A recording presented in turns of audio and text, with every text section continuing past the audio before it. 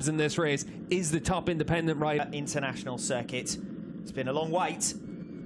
It's going to be worth our while. Looking forward to one Pirelli Indonesian round in driving rain. They're underway. Good start from Andrea Locatelli. Good start as well from Garrett Gerloff. Progress from way back down the order. Ray recovering as they come in towards turn number 1. Bassani and Tati Mercado with a great start. Mercado is up ahead of the BMW boys as Bassani comes firing through on Locatelli. Demonstrates what a struggle it's been so far for Garrett Gerloff. Scott Redding eyeing up a move here on top rack. Razgatlioglu. Bassani thinking about a move on the riders ahead of him. He's going as they come in towards turn 11. Razgatlioglu hanging on, but by the skin of his teeth. Yeah, the run down into 10-4. Feeling pretty confident out there, willing to get himself to the front of the field. Obviously, if you're at the front of the field, you don't have to deal with any of this. The top 4 from race 1 earlier on today are doing battle again at the head of the field in race 2. Ray comes through. Razgatlioglu, Redding, Bassani is your new order. Talked all day about Tati Mercado being a wet weather specialist. A bit of a gap behind the number 36 as Razgatlioglu fires through at the start of lap 2. Ray will immediately... Well, coming from the back row of the grid into the top 10, and the Japanese rider, he goes well in wet conditions. He has ever finished. Jonathan Ray out in front. Razgatlioglu second. There is Mercado. Leader Jonathan Ray. Razgatlioglu, Redding, Bassani and Van der Mark right with them. Yeah, and for Van der Mark, always goes well in these conditions, considering wet weather had been one of the weaknesses for him, but he looks pretty strong at this stage, willing to make those moves. Obviously, John Ray, Redding, Razgatlioglu, Bassani and Van der Mark. Van der Mark now within striking BMW package underneath him. Redding also looking good at this stage. Got right onto the tail of Jonathan Ray. Couldn't so slightly. So Van der Mark, he needs to make that move on Bassani quickly. Tati Mercado broadly going with the group. A second the gap in front of him though, 2.5 seconds the tail, and any time someone runs slightly off the line or makes a slight error or is slightly tentative, they're going to be swallowed up by the pack here. Scott that having a little bit more size can really help Scott Redding, and certainly he's got that little bit more leverage of being one of the tallest riders on the grid. Still just outside of Scott Redding on the exit of turn 9, so Ray desperate to lead from the front. He will be the first to encounter our top world class action.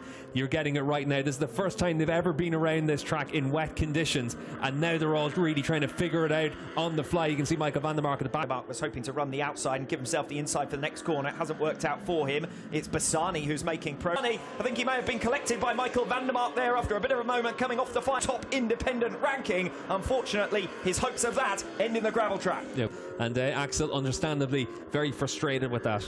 Well, Garrett Bassani was looking good. He gets moved out of the way by Razgatlioglu, and here's going to be the moment for him coming off the final turn. And he does get collected. Entry and...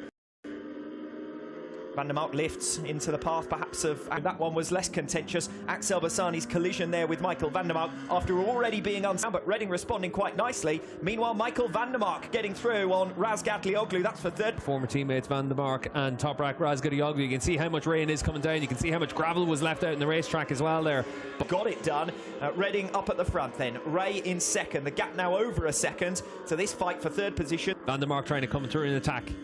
Can't quite get there as they make their way through the right-hander. When they come across the line, the one thing is right now 1:44.0 was Scott Redding's last lap time. A dry weather lap around here is a Van der Mark to bridge any more of that gap, because the pace at the front's really fast. Fine performance though. Might never see the light of day. Scott Redding out the front of the field. 1:43.648 in these conditions. That's astonishing. Razgatlioglu again. Attack Toprak though. We saw last time around he was a lot faster in the second half of the lap than Toprak. Jonathan Ray coming back at Scott Redding. We rejoin the race-leading battle, and Ray has come through on Redding, and here goes Van der Mark on Razgatlioglu, and quietly nobody knows which way to recover that third place. I said no, everyone's got nothing to lose in this race. That's how they're approaching it as well. Good battling between. The back down the order, Tom Sykes occupies 5th position. Kota Nazane going to be a career best if he'll a 3-point margin. Locatelli at the end of this season as Van der Mark and Razgatlioglu almost come. But it is only a couple of tenths of a second between himself and Scott Redding. Yes, new personal best from Razgatlioglu last time around, but still it looks like Van der Mark manages to get that corner hooked up really well, and obviously we've seen in the dry conditions how strong Toprak is on the brake. Falls Ray or Redding or both out in front. There's not going to be any change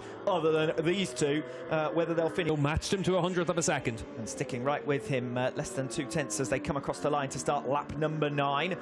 So Van der Mark recovering that third place. Yeah, Nazane behind us has lost a lot of time last time around. Got picked off by Gates still with, big slide there for Toprak. He's using the curbs in down the road. Here he is on board the number 66.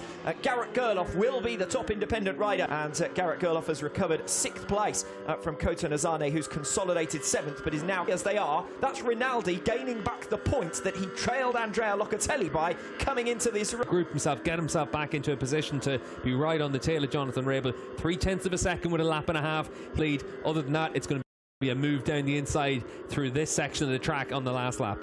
For the leaders, by and large, aside from that crash for Axel Bassani, as Michael Ruben Ronaldo. Jonathan Ray may have missed a gear shift there because Redding came powering past in a way that we haven't seen Ducatis do since the beginning of 29. Try and attack him. There's clearly a lot of grip out there in the asphalt here, even in these wet conditions. So running towards turn 10, only for the brave that Jonathan Ray might see as his best opportunity to get through on turn. Redding tries to turn. Ray is already there. The pair touch. Ray then sweeps across the path of Scott Redding coming off turn 10 to recover the lead. Yeah, Jonathan Ray able to make the move into 10. Scott, that chance, he's got good drive through there though to get right with Ray. Scott Redding did leave the door open. It was wide enough for Jonathan Ray. Haven't seen any further information about that, but focus on the lead battle. Redding through on Ray. Has he overcooked it? Yes, he has. To Toprak Razgatlioglu at the end of a run of 6 consecutive seasons, but he is demonstrating just 7 seconds back. Toprak Razgatlioglu over the line for 4th position. Tom Sykes rounds out your top 5, 11 seconds back. Garrett Gerloff with 6th position. Then it's Kota Nazanes. He's over the line in the end for 12th position, but most importantly, across the line to finish off his World SBK career, but at the front of the field, his long-term rival Jonathan Ray picks up another race victory to say after it. Well, Redding tried his own luck on the final few turns, but Jonathan... Difference between us, but a podium for Scott Redding on his sign-off from Ducati, and you can see for Toprak, he'll be pretty pleased with the battle he had with Michael van der Mark all the same. Toprak Razgatlioglu wins the championship by 13 points, so nobody can say anything about one world title.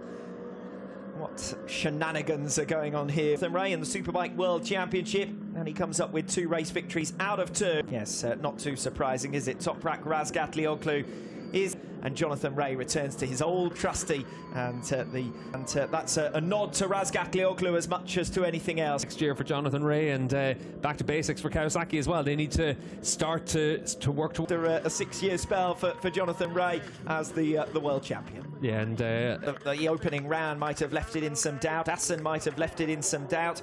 Even his crash in Portimao left some... Makes his way over towards Parc Ferme as well. I said it to you off air earlier on. If Jonathan Ray, Razgatlioglu on 13 wins, so 13 wins, and Jonathan Ray also beats Toprak for podiums because Razgatlioglu finishes down in 4th position. Great sign-off last season, but he's not forgotten by them. Thanks to a World SBK legend, and thanks from all of us, and gave him something to think about at times over his spell with that Ducati factory. Degrees, very humid, so you could understand Scott trying to just get rid of as many layers. From the rain, of course, an emotional moment for Chaz Davies, no doubt. Yeah, definitely, and for his team as well, and all the way through. Very fitting that Ray and Redding have a battle towards the end of the season. Top's been a big challenge. It is Yamaha who seal the manufacturer's world title.